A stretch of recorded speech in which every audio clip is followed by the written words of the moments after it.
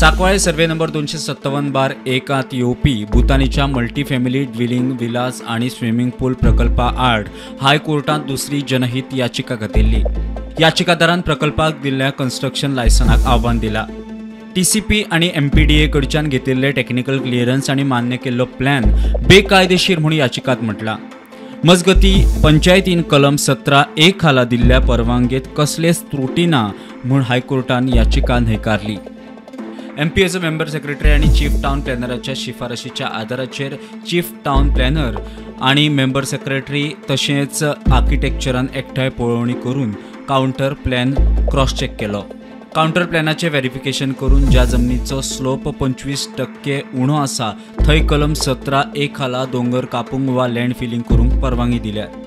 सगळी पळोवणी करून आणि योग्य पडताळणी करूनच कलम 17(1) खाला परवानगी दिल्ल्या परवानगेत कसलेच त्रुटी ना म्हूण हायकोर्टाचे निरीक्षण। पंचायतीन योग्य विचार करून मुरगांव प्लॅनिंग अँड डेव्हलपमेंट ऑथॉरिटीन दिल्ल्या परवान्याच्या आदाराचेर खंय परवानगी दिल्या अशें कोर्टान नमूद केला। मजगती फकत कांय अंतराचेर रस्त्याची रुंदाय 7 मीटर आशिल्ल्यान प्रकल्प बांदपाची परवानगी न्हयकारूंक मेळना अशें कोर्टाचें निरीक्षण।